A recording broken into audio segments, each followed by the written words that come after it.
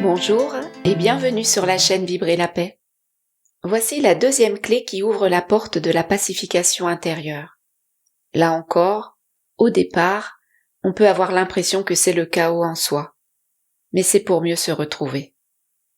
Avec cette deuxième clé, il s'agit de poser de la conscience sur de l'inconscient. Se positionner depuis un espace plus élevé, plus lumineux, plus sage, et s'observer soi-même afin de cesser de coller, de s'identifier au personnage, au pluriel, que l'on joue. Car nous jouons plusieurs rôles dans notre vie, en fonction des personnes que nous côtoyons et des lieux où nous nous trouvons. Et c'est ok. On peut avoir le masque de la dévotion avec certaines personnes et le masque du rigide et de l'agressivité avec d'autres. Observez quel rôle vous jouez, avec curiosité et bienveillance, sans vous blâmer. Et au fil de la pratique, on se rend compte quand on est en train de jouer à tel personnage, et on se rend compte également quel personnage pointe le bout de son nez chez notre interlocuteur, car tout est interrelié. L'idée ici est de prendre conscience de ces rôles et de ne plus livrer bataille pour maintenir une image de soi en refusant les autres aspects. L'idée est d'accepter ces différents aspects en ayant conscience que nous ne sommes pas ces aspects. Si ces aspects sont des nuages, alors nous sommes le ciel, quelque chose de bien plus vaste.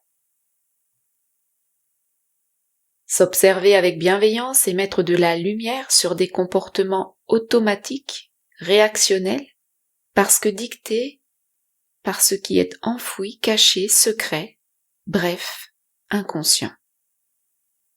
Quand un des personnages a été joué dans l'inconscience et que l'on s'en rend compte après coup, ne pas dramatiser, mais revenir avec conscience, humour et tendresse sur ce qui a pu se vivre dans l'inconscience. Et peu à peu, se dévoiler, se démasquer, au sens de retirer les voiles, les masques, fendiller en douceur la carapace,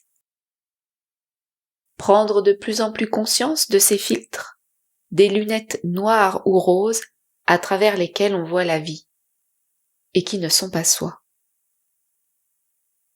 Ressentir également que l'on porte des fardeaux familiaux et transgénérationnels qui ne nous appartiennent pas, mais qu'un événement est peut-être venu réveiller dans nos cellules pour rendre conscient ce programme familial inconscient afin de s'en délester avec amour et en douceur et devenir ainsi de plus en plus soi-même et de plus en plus libre.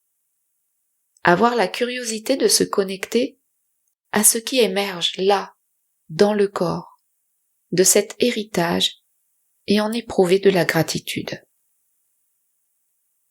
Je vous propose une petite pratique.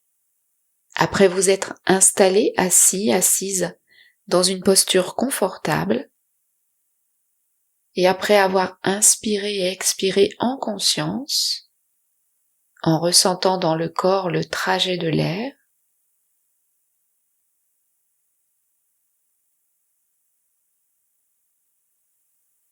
vous allez imaginer et ressentir que votre conscience est comme un soleil au-dessus de votre tête.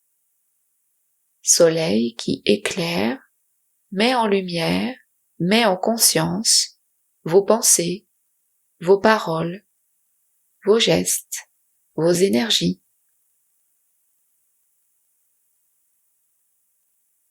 Et vous pouvez vous entraîner à faire descendre le soleil de votre conscience dans votre tête, dans votre cœur, au centre de la poitrine, dans votre ventre,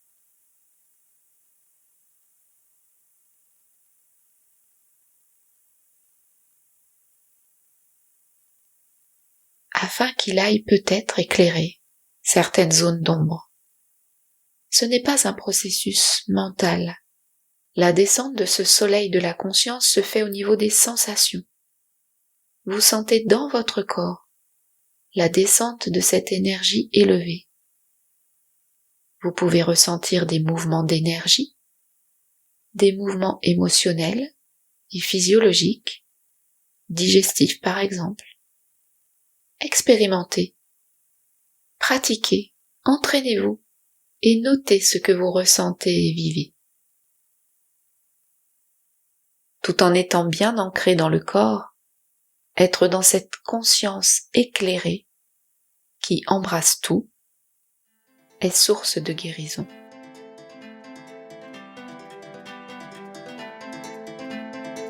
Voilà pour cette deuxième clé. N'hésitez pas à vous rendre sur le site internet desoiasoi.com.